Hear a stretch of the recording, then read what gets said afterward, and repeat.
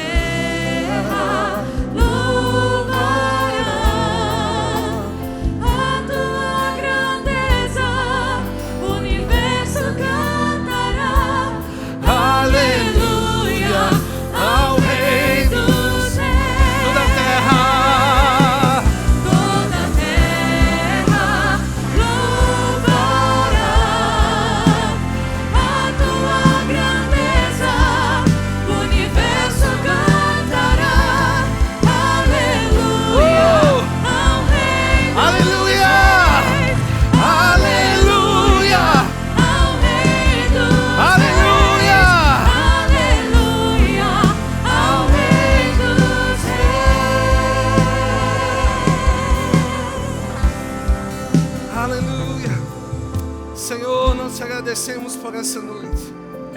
Te agradecemos pela oportunidade, Pai, de declararmos a você o nosso amor. Te agradecemos porque temos vida, Pai. Vida, Senhor, para manifestar a Tua vida em nós. Nós temos todos os dias a oportunidade de viver um novo dia, totalmente voltado a Te honrar, a Te agradar, a Te dar louvor. A Tua palavra nos diz, Pai, que você nos criou a fim de sermos para o louvor da Sua glória. E esse é o nosso prazer, Pai. Nós Te amamos. Você pode dizer ao Senhor o quanto você o ama. Nós Te amamos, Senhor. Nós estamos aqui porque Te amamos. Nós estamos aqui porque amamos a Tua palavra. Nós estamos aqui porque amamos a comunhão dos irmãos. Nós estamos aqui, Pai, porque não existe vida melhor do que essa. Obrigado, Senhor. Nós Te amamos em nome de Jesus. Obrigado, Senhor. Você pode sentar, querido. Muito obrigado. Oh, meu Deus. Eu confesso que esse repertório hoje me fez chorar o tempo todo ali. Eu estou um pouco até fanho. Camila é responsável por isso. Mas que coisa boa, queridos. Nós temos uma igreja tão maravilhosa. Amém. Você pode olhar ao seu redor e ver que grandiosidade Deus tem feito aqui no nosso meio. Quando nós ouvimos coisas como nós ouvimos agora sobre os projetos sociais, sobre a escola de paz, sobre as matrículas do Rema, sobre tantas outras coisas que têm acontecido no nosso meio, querido, eu quero dizer algo para você. Você é muito privilegiado. Você é muito privilegiado em ter todas essas coisas ao seu redor. E nós precisamos olhar para a nossa igreja, querido, olhar para a nossa liderança, olhar para tudo aquilo que Deus tem feito ao nosso favor e ser grato a Ele. Porque existem muitos lugares onde pessoas estão clamando por 1% daquilo que nós temos aqui nesse lugar, nesse ambiente maravilhoso. E eu quero dizer para você, eu não sei contar você, mas eu amo a minha igreja. Você pode dizer isso comigo? Eu amo a minha igreja. Oh, aleluia! Queridos, uma honra estar aqui nessa noite ministrando a palavra de Deus para você. E com certeza recebendo dela também. Como o pastor Tiago disse, essa é a última noite onde nós estaremos falando dentro da temática de santidade, dentro desse tema tão poderoso que alcançou a minha vida, alcançou a sua vida. Amém? E eu sei, querido, que grandes coisas estão por vir. Como o pastor Tiago disse, o próximo tema será o mover do Espírito. E eu estou desejoso, queridos, pelas cenas dos próximos capítulos. Você precisa aprender a criar expectativa naquilo que Deus vai fazer. Sabe, querido, eu vejo esse tempo, eu vejo esse período onde Deus, Ele trouxe chacoalhões, Ele trouxe alertas, Ele trouxe palavras para nos mostrar a direção certa, para corrigirmos algumas coisas, para termos base, querido, para aquilo que vai se manifestar. Há um poder glorioso que vai se manifestar nesses dias no nosso meio como igreja. Você crê nisso? E você precisa estar pronto. Hoje eu quero compartilhar com você algumas coisas que Deus colocou no meu coração a respeito desse tema. E eu queria começar falando um pouco a respeito de uma vida de santidade, e eu quero falar um pouco hoje a respeito de uma vida de santidade, ser a nossa identidade. Você pode dizer comigo, santidade é a minha identidade. Sabe, querido, abra lá comigo a sua Bíblia em 1 Pedro, no capítulo 2. Aleluia. 1 Pedro, capítulo 2. A partir do versículo 4, se você não trouxe sua Bíblia, você fique tranquilo, porque nós temos aqui uma equipe excelente que vai colocar os versículos no telão para você, você que é nosso visitante. A partir do verso 4, diz assim, 1 Pedro 2, 4. Vocês têm se aproximado de Cristo, a pedra viva. As pessoas o rejeitaram, mas Deus o escolheu para lhe conceder grande honra. E vocês também são pedras vivas, com as quais um templo espiritual é edificado. Além disso, são sacerdotes santos. Diga comigo, sacerdotes santos. Por meio de Jesus Cristo, ofereçam sacrifícios espirituais que agradam a Deus. Versículo 6, como dizem as Escrituras, ponham em Sião uma pedra angular, escolhida para grande honra. Quem confiar nela jamais será envergonhado. Quem confiar nela jamais será envergonhado. E ele continua falando um pouco a respeito de algumas pessoas que iriam rejeitar essa pedra angular que é Jesus Cristo. Mas no versículo 9, eu estou lendo aqui na Nova Versão Transformadora, diz assim: vocês, porém, são povo escolhido, reino de sacerdotes, nação santa, propriedade exclusiva de Deus. Diga comigo, propriedade exclusiva de Deus. E ele continua dizendo, assim vocês podem mostrar às pessoas como é admirável aquele que os chamou das trevas para a sua maravilhosa luz. Versículo 10. Antes vocês não tinham identidade como povo, agora são povo de Deus. Eu vou ler mais uma vez.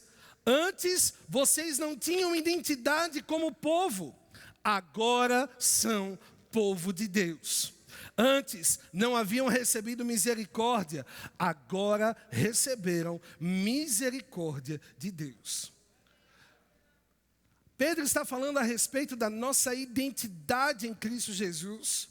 E eu sei, querido, que nesses dias você tem recebido muitas palavras a respeito disso, que você está convicto a respeito da sua salvação, convicto a respeito daquilo que você é em Cristo, convicto a respeito daquilo que Jesus fez por você, e Ele fez, querido, um pacote completo chamado redenção, salvação. Através desse sacrifício, Efésios diz que estávamos mortos nos nossos delitos e pecados, mas Ele nos deu vida, Ele nos trouxe para a sua maravilhosa luz, e pela graça somos salvos. Isso não vem de nós, é dom de Deus. Você pode dizer, eu sou salvo. E sabe, querido, graças a Deus por sua graça, porque por ela nós somos aproximados, por ela nós somos atraídos, por ela você chegou aqui nesse lugar um dia, por ela você ouviu uma mensagem de salvação, de transformação e de poder. Mas a graça, querido, ela só não nos atrai, mas ela nos dá também condição de vivermos uma vida de acordo com aquilo que Ele nos chamou para sermos. A Bíblia diz, e nós lemos agora em 1 Pedro, que nós somos nação santa. Povo exclusivo, propriedade exclusiva. E sabe, querido, eu quero decorrer um pouco a respeito dessa palavra santo. E é uma palavra e uma expressão muito conhecida no nosso meio. Quando nós estudamos um pouquinho o significado original dessa palavra, nós vemos no hebraico a palavra kadosh, que significa separado, algo que é de uso exclusivo para um fim único, que não pode ser utilizado para duas coisas, que precisa ser guardado, protegido para um único fim. E esse é o significado da palavra santo no hebraico. E no grego, no Novo Testamento, nós encontramos a mesma expressão santo com a palavra ágios.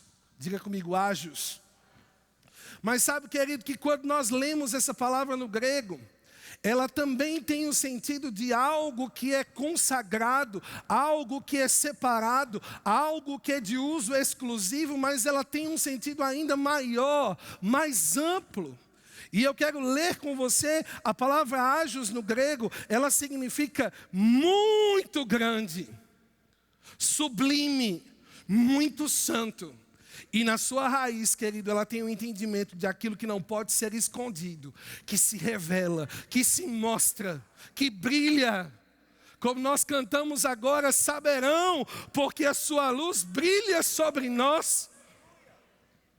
No Antigo Testamento, querido, nós vemos o profeta Ezequiel, em meio a um período tão turbulento para o povo de Deus estava ali num exílio, num lugar que não os pertencia, estavam como escravos na Babilônia, e Deus começa a mostrar coisas para o profeta Ezequiel, palavras de arrependimento, visão a respeito de coisas que aconteceriam, e Deus dá visões a respeito de um templo, de um lugar que seria construído para a adoração.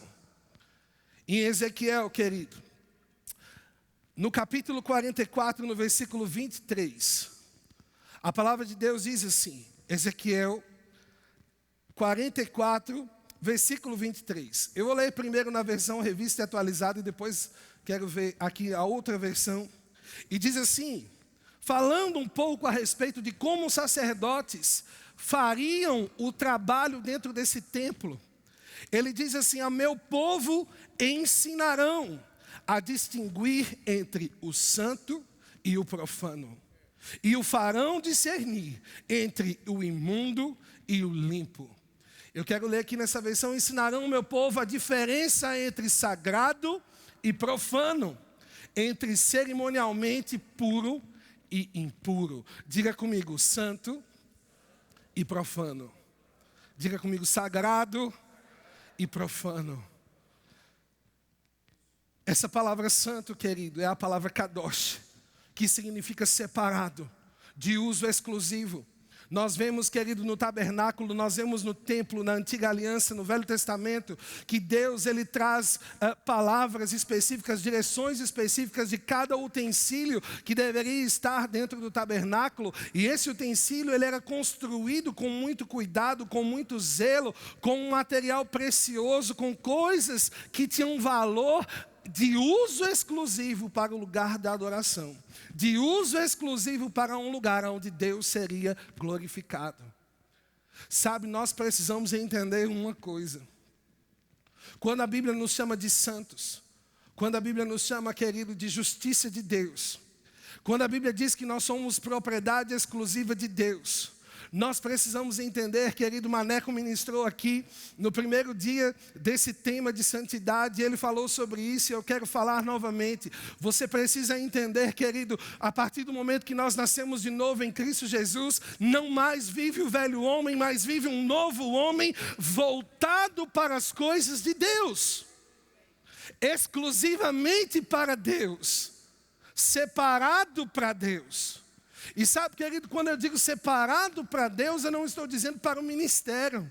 Eu não estou dizendo que todo aquele que nasce de novo vai ser pastor, apóstolo, profeta, professor do rema. Não, não é isso. O que eu estou dizendo é que a partir do momento que nós nascemos de novo na família de Deus, nós temos um propósito. A partir desse momento nós não somos mais qualquer um, nós não somos mais qualquer coisa, nós não vivemos mais de qualquer jeito. O nosso uso, a nossa vida, aquilo que produzimos, tem um propósito. Os utensílios do tabernáculo não poderiam ser utilizados para outras coisas. O sacerdote não poderia pegar aqueles utensílios e, como desse na telha, fazer o que quisesse com ele. Não. Havia uma forma certa de agir, de limpar, porque era algo sagrado. Voltando para aquilo que Pedro diz, eu quero que você abra comigo a sua Bíblia em 1 Pedro, versículo 1. Diga comigo, eu sou santo. Aleluia. 1 Pedro, capítulo 1. Eu quero ler com você a partir do versículo 14.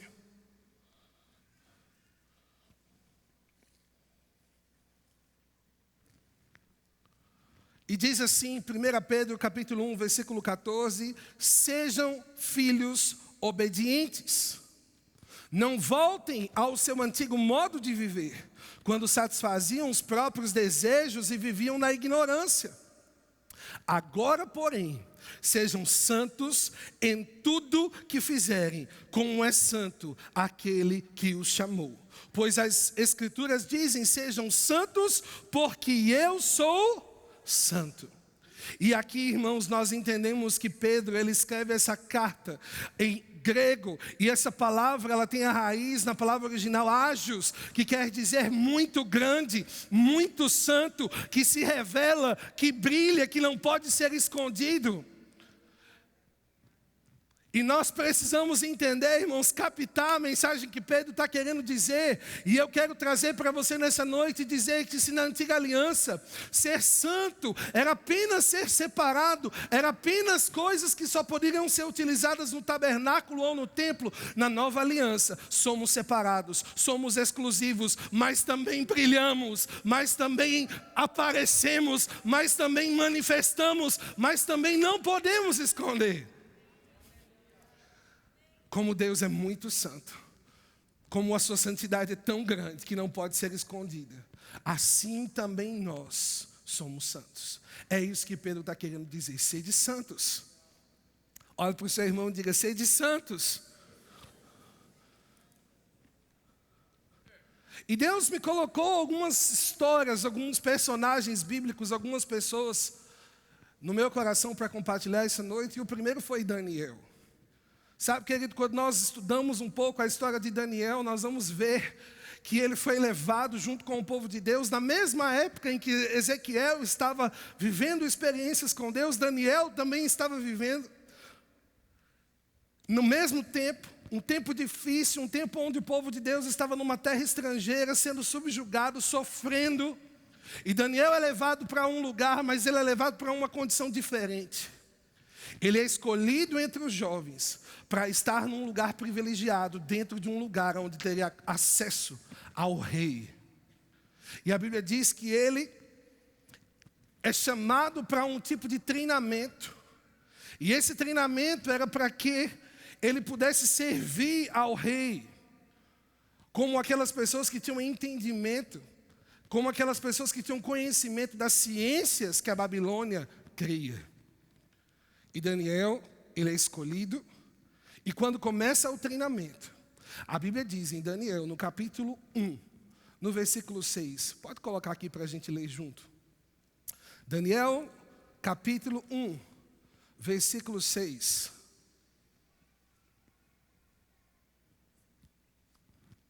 Aleluia. Eu vou lendo aqui. Quando chegar aí você me diz. Chegou. Daniel, Ananias, Misael e Azarias, todos da tribo de Judá, estavam entre os escolhidos.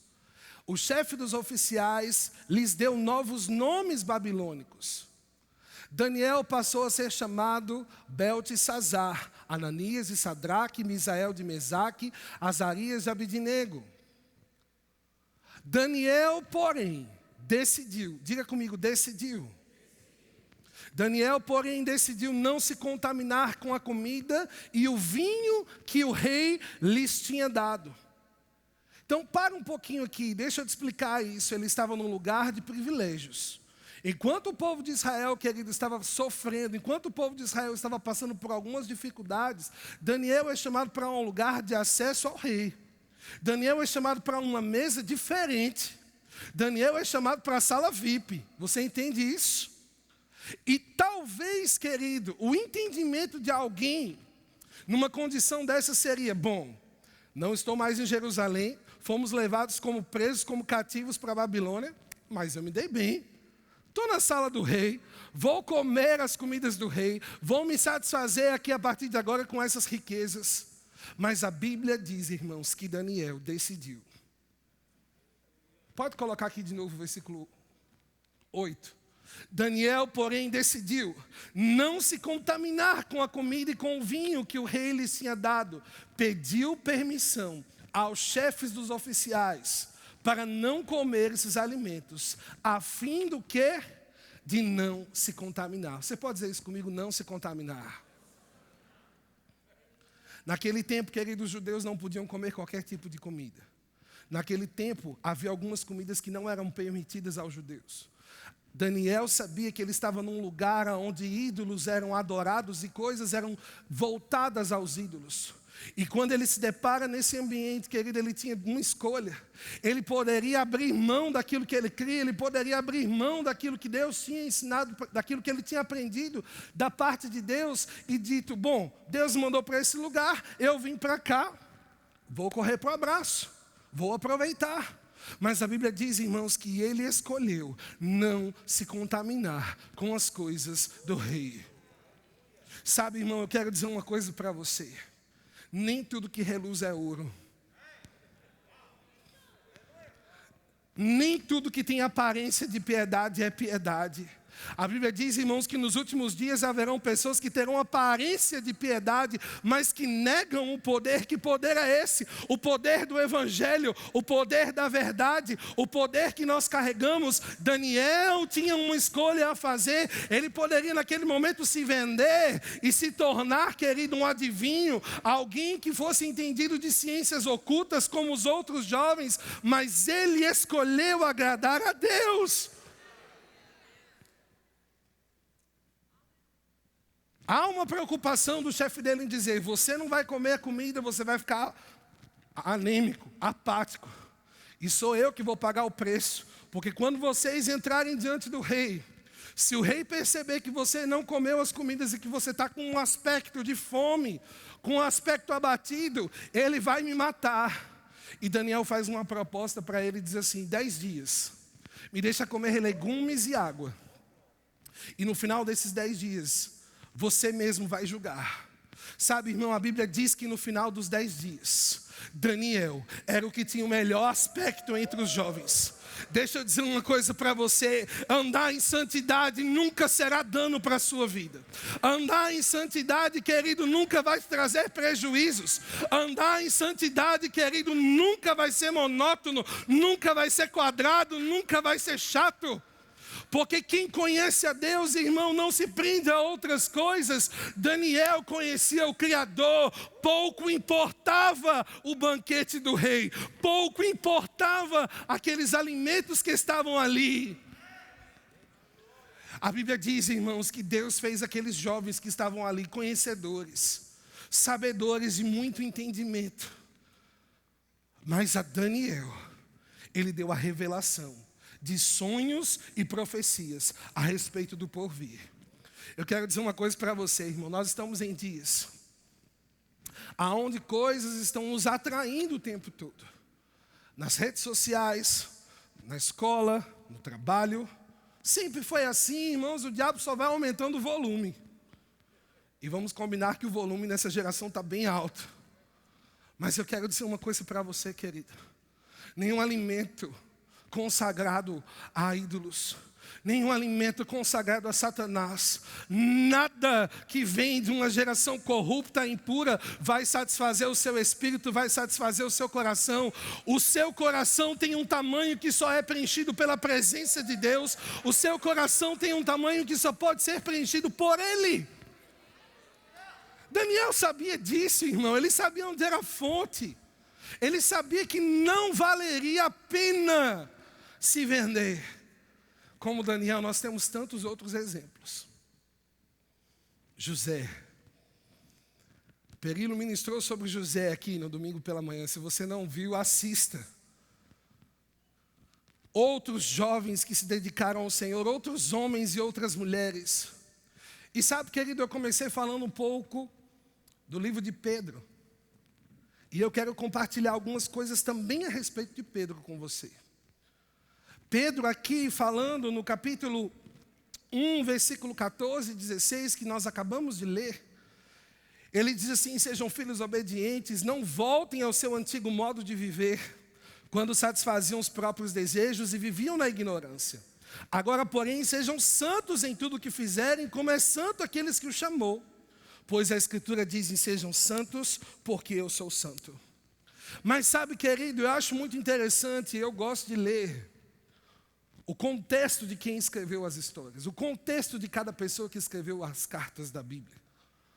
E quando nós olhamos para a trajetória de Pedro, irmãos, e eu sei que tem muitos pregadores até que gostam muito de falar sobre Pedro, talvez hoje aqui eu vou até defender ele um pouquinho, o bichinho de Pedro. Mas Pedro aprendeu a duras penas o que era viver uma vida para Deus. O que era viver uma vida consagrada a Deus.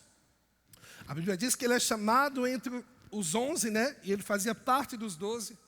Jesus chama aqueles discípulos, Jesus chama aqueles homens. E em Mateus, no capítulo 10, vá lá comigo, Mateus capítulo 10. Aleluia. Diga comigo: eu sou santo.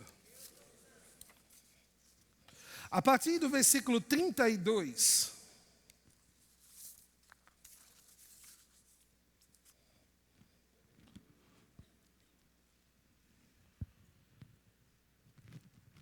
Aqui Jesus está tratando algumas coisas entre os seus discípulos.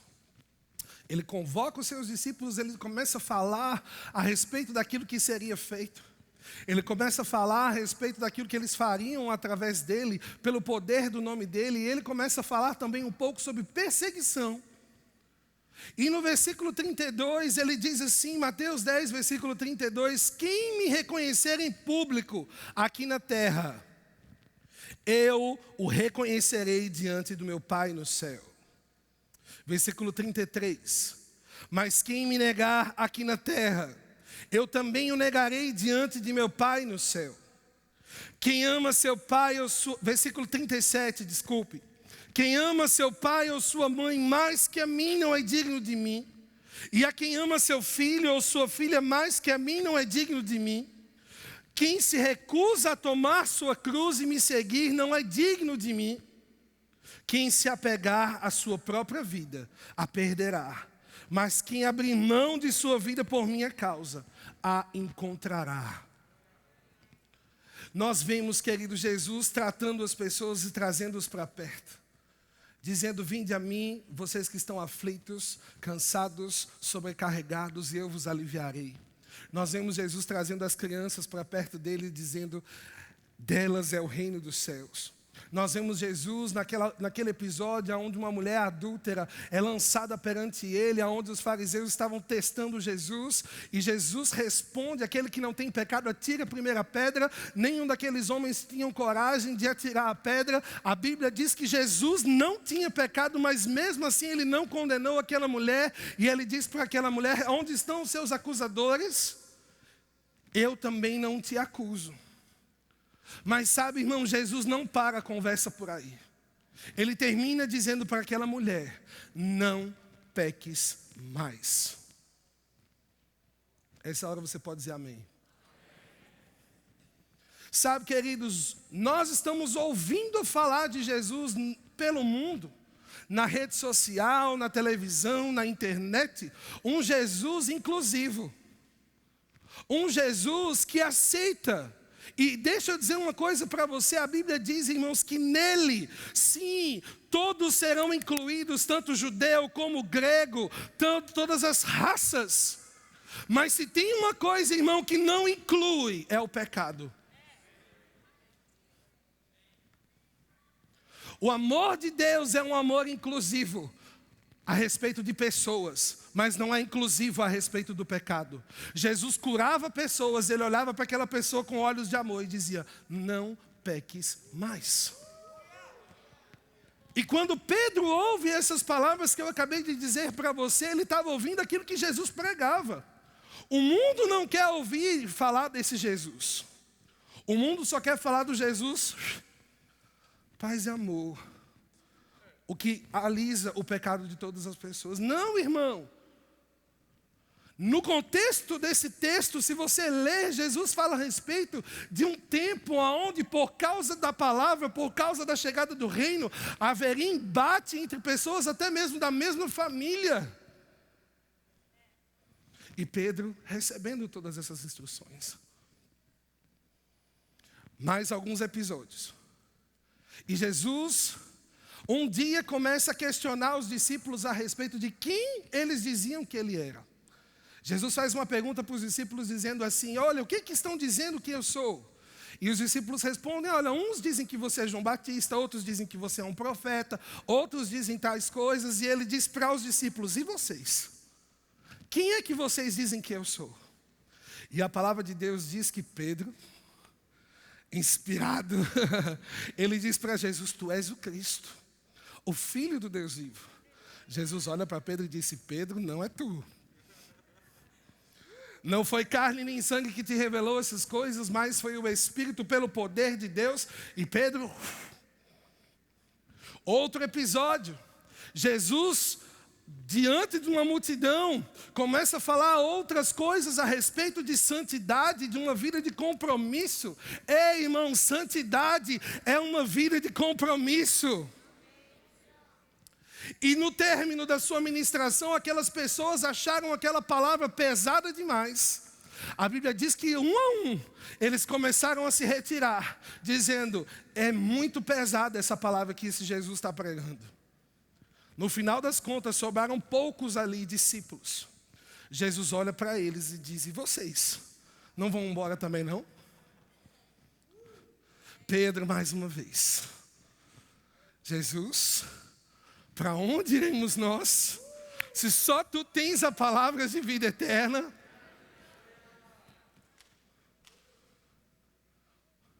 Mas o cerco começa a fechar, irmãos. E começa a chegar o momento onde Jesus seria crucificado. Jesus chama os seus discípulos e ele começa a falar a respeito disso. Jesus chama os seus discípulos e, segundo a profecia, ele sabia que naquele momento ele seria abandonado. E quando ele fala isso aos seus discípulos: Pedro, mais uma vez, eu não te abandonarei. Eu não te deixarei. Vamos ver na Bíblia.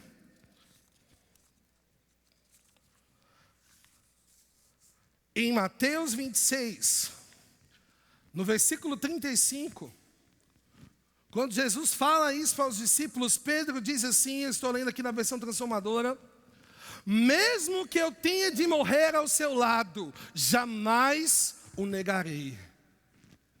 E todos os outros discípulos disseram o mesmo. Chega um momento onde Jesus seria preso. A Bíblia diz que no Getsemane, Judas traz a comitiva que iria prender Jesus. Pedro, num instinto, eu não sei se de defesa, de tentar impedir aquela situação, mais uma vez age, tira a espada, corta a orelha do soldado. Jesus, mais uma vez, lida com Pedro com as suas atitudes, coloca a orelha no soldado de novo, diz: Pedro, precisa acontecer. Pedro, se eu quisesse, eu falaria para o meu pai, ele mandaria muitos anjos aqui para resolver a parada. Deixa acontecer. Mas sabe, irmãos, que naquele momento, aonde Pedro não poderia impedir aquela situação. A partir do momento em que ele viu que Jesus realmente faria aquilo que Jesus tinha dito, que ele iria morrer, que ele ia se entregar. O Pedro da revelação. O Pedro que sabia que só em Jesus existiam as palavras de vida eterna. O Pedro que disse que não abandonaria Jesus. A palavra de Deus diz em Mateus, capítulo 26, versículos 57 e 58. Vocês podem colocar aqui para a gente acompanhar juntos. Mateus 26, 57. Então os que haviam prendido Jesus o levaram para a casa de Caifás, o sumo sacerdote, onde estavam reunidos os mestres da lei e os líderes do povo. Continua.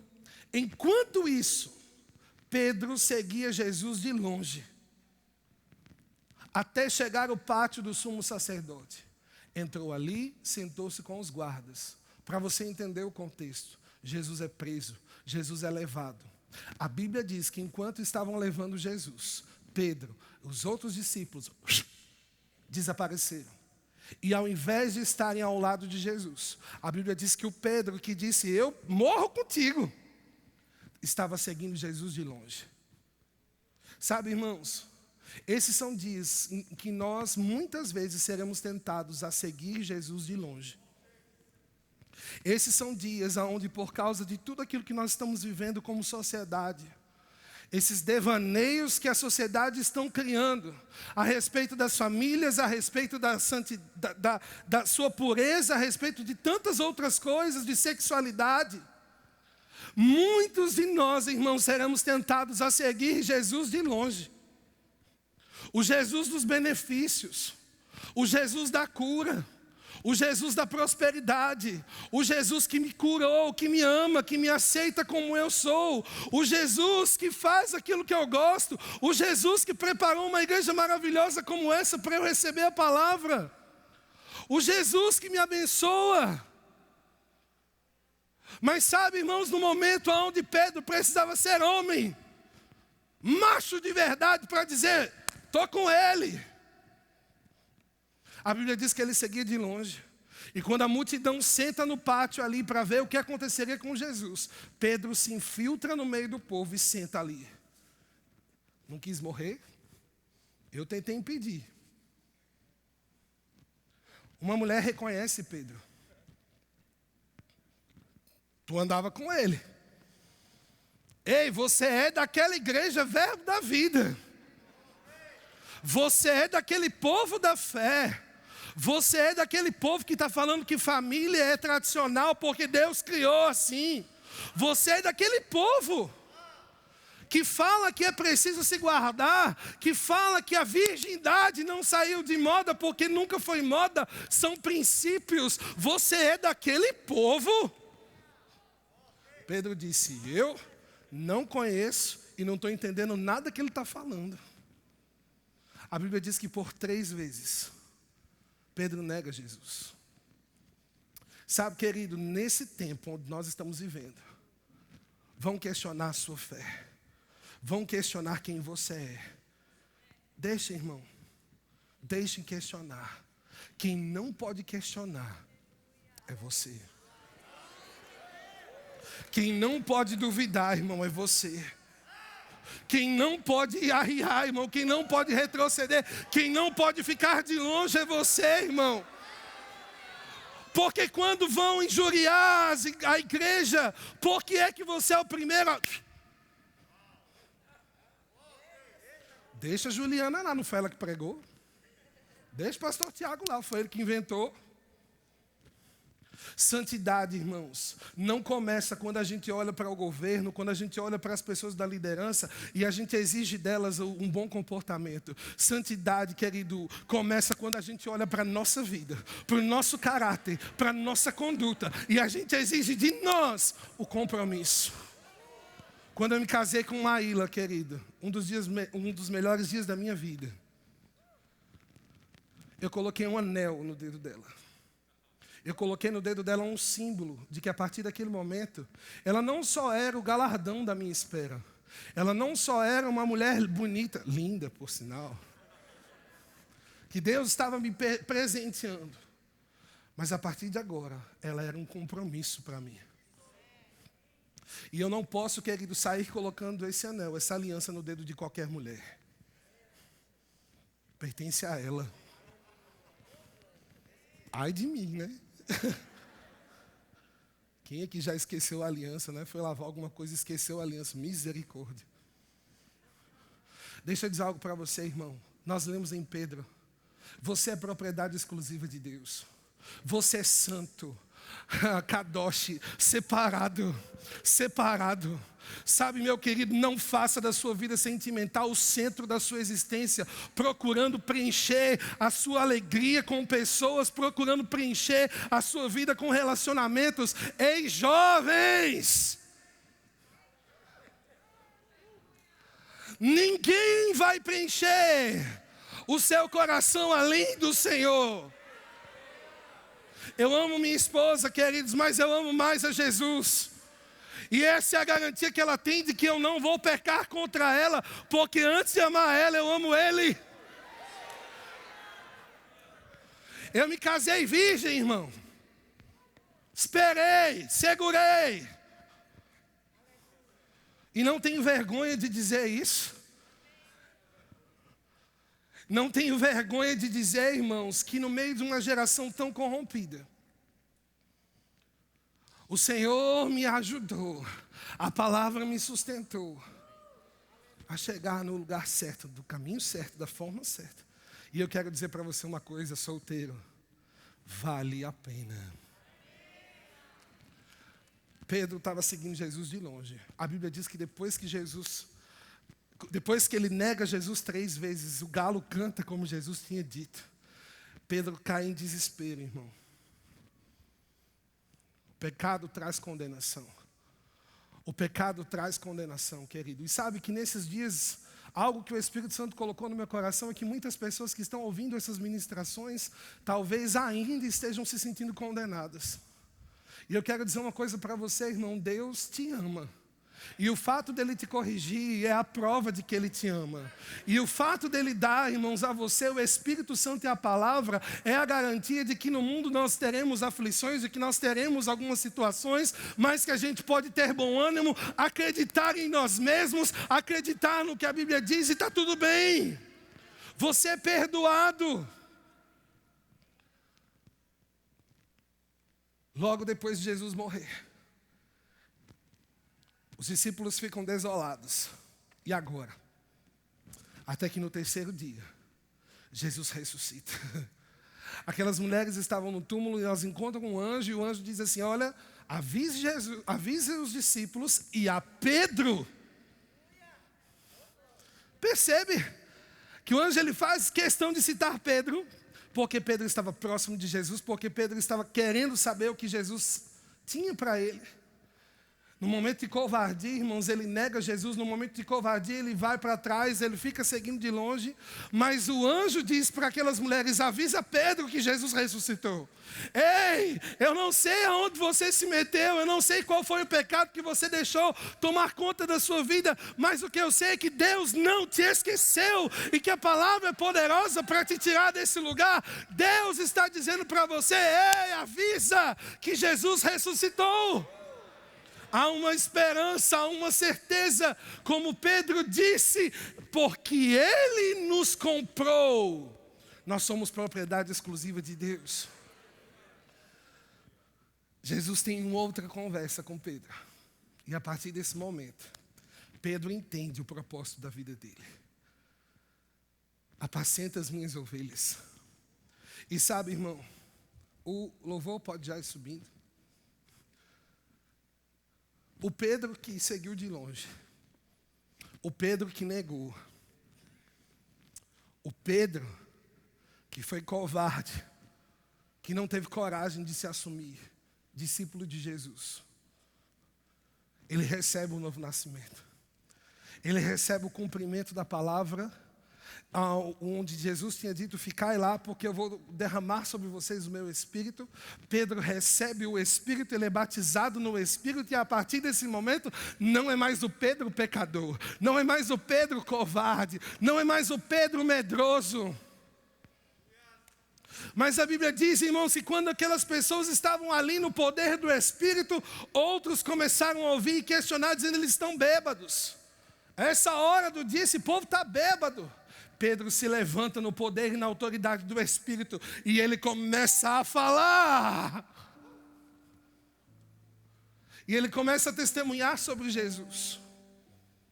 Ele começa a dizer: olha, o Jesus que foi crucificado, o que as profecias diziam a respeito dele, ele veio, aconteceu.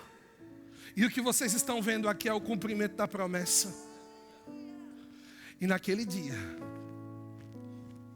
a Bíblia diz que cerca de 3.000 pessoas receberam salvação. Irmão, não tenha vergonha da sua identidade. Você é crente. Você é santo, você é santa.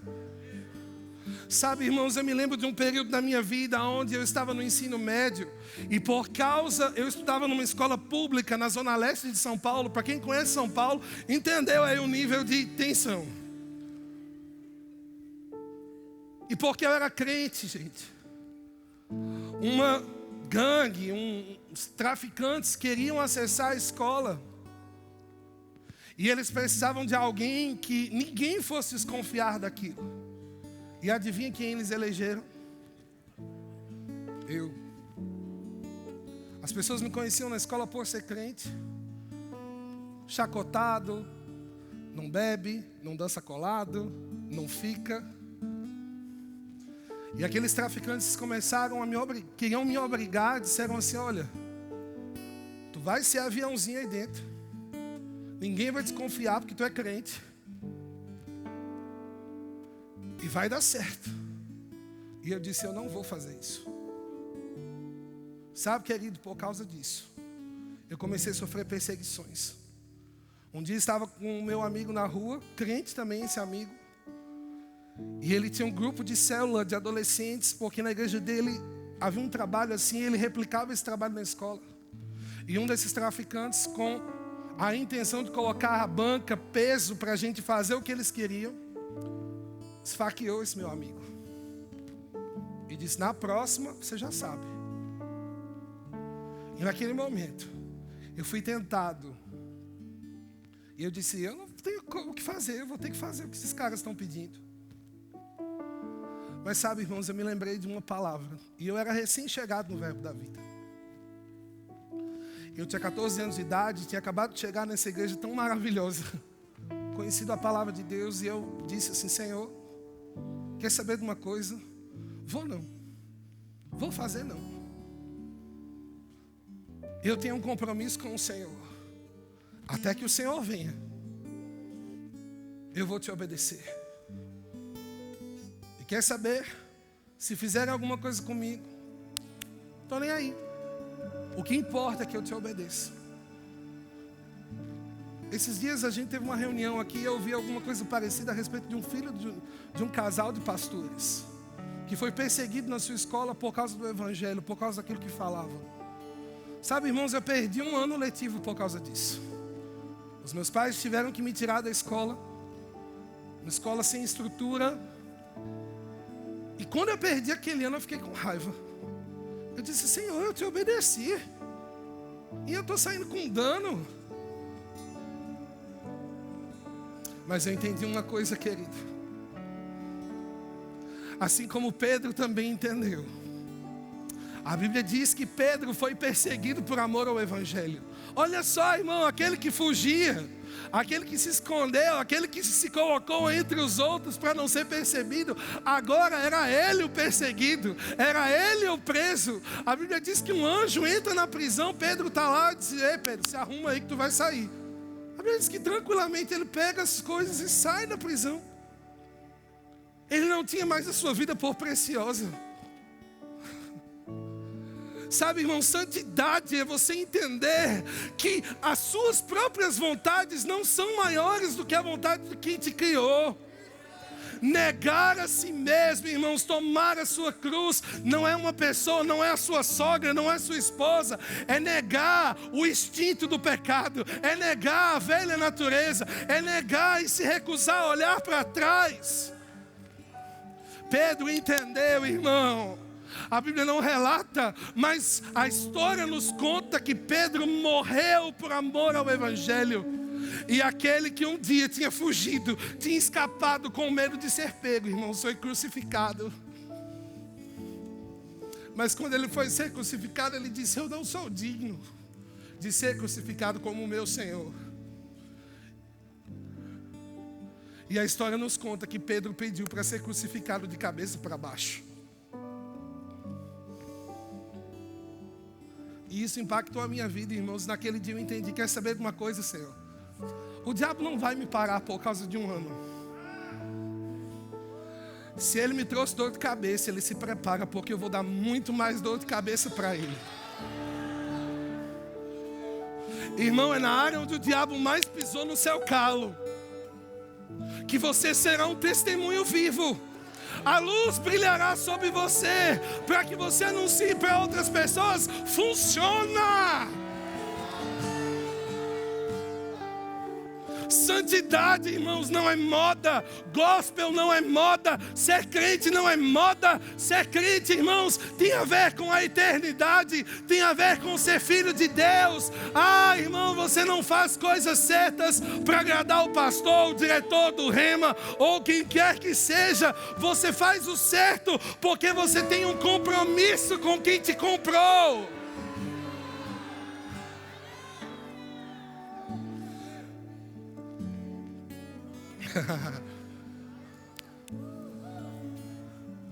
E são nesses dias, queridos, aonde vai se cumprir o que a Bíblia diz: aquele que é santo, santifique-se mais. Irmão, ontem, estou terminando já, mas ontem eu e Maíla, num dia de folga, a gente foi assistir uma série. E eu estou tão cansado de conteúdos pesados, irmão, que eu falei: amor, eu vou escolher a série mais infantil aqui. E coloquei numa série de adolescente. Uma família americana, uma família afro-americana.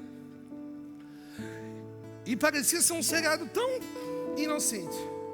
Irmãos, 2 episódios, 3 episódios. E era uma história de uma família que estava se mudando para uma cidade do interior, saindo da agitação, e foram morar com os avós paternos. O avô e a avó, pastores de uma igreja. E a série, irmão, era só falando mal dos crentes e da igreja, dos princípios. Uma série para crianças, gente, ridicularizando a igreja, colocando ministros do evangelho que diziam que estavam indo para o culto, mas que estavam indo para danceterias e beber, porque afinal de contas ninguém mais segue. Há um momento num dos episódios que a gente assistiu, onde há uma reunião de mulheres e senhoras, e uma delas começa a falar a respeito e dizer: olha, eu sigo tudo aquilo que é divino, existe muito mais do que Jesus.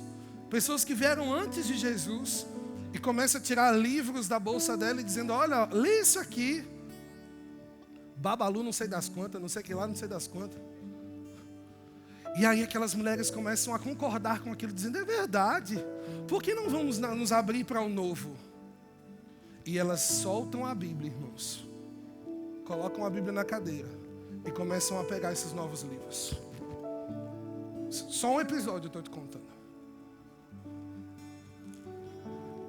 São os dias que nós estamos vivendo. Mas enquanto eu estava me preparando para essa noite, gente, eu ouvi o Senhor falando comigo. Serão nos dias mais difíceis, aonde a luz brilhará como nunca antes. Serão nesses dias, será nesse dia onde você será tentado a retroceder, a dizer: não, eu vou no verbo da vida, mas não creio tanto assim como eles creem. Eu sou daquela igreja, mas Você sabe, né? Não. Eu quero dizer uma coisa para você. Deus tem um plano e um propósito para a sua vida. Não dá para você ficar perdendo tempo.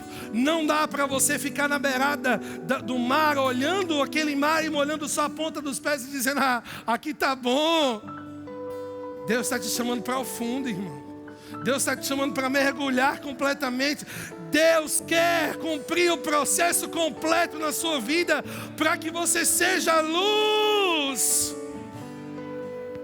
E você vai provar de um casamento maravilhoso. Você vai provar de um emprego maravilhoso. Você vai provar de um chamado maravilhoso. Você vai provar de coisas maravilhosas. Porque nunca alguém deu algo a Deus e não recebeu.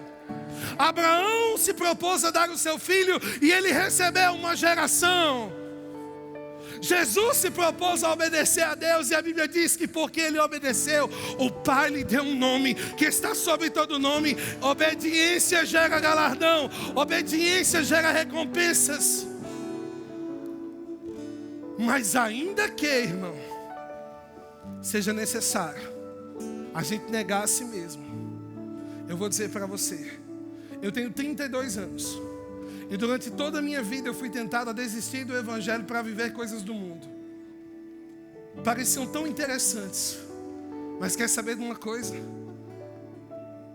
Não me faz falta. O mundo não me faz falta.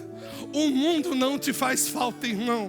O pecado não te faz falta. O pecado não te faz falta. Somos saciados nele. Somos completos nele. Somos livres nele. Fica de pé, irmão. É nele, irmão. É nele que você vai viver os melhores dias da sua vida. Jovem, é nele que você vai ter o melhor casamento. Você não precisa sair por aí fazendo test drive. Você não precisa sair por aí testando. Mas se guardar no Senhor será a sua melhor decisão. Homem e mulher, a esperança para o seu casamento não é uma coisa falida. Casamento não é uma instituição falida. O mundo não vai destruir aquilo que Deus estabeleceu. E se o diabo está achando que a gente está aqui de brincadeira, irmão, ele está enganado. Não vai nos calar. Pode derrubar quantas lives for, nós estaremos de pé, falando, pregando, ensinando, como Ezequiel disse: ensine ao povo o que é santo, o que é profano. Você é santo, e ponto final. Você pode erguer suas mãos. Sim, Senhor. A gente pode cantar aquela parte: tu és digno de tudo. Aleluia. Tu és digno de tudo. Oh, aleluia, canta ao Senhor. Tu és digno de tudo. Pois tudo vem de ti e tudo é para ti.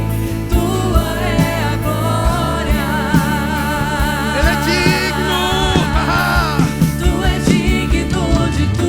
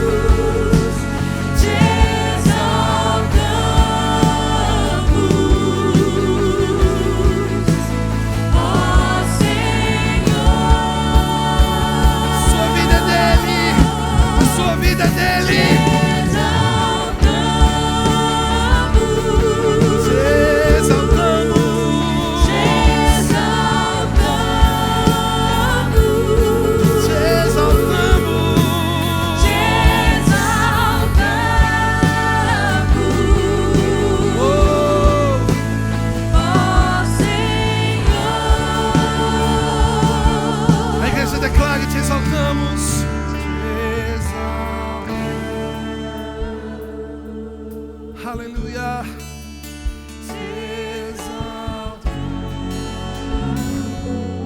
A nossa vida é tua, Senhor.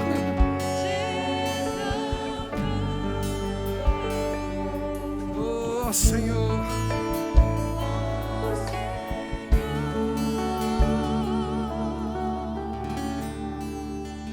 Essa noite será um marco de um compromisso na sua vida. Um novo tempo. Aonde você entendeu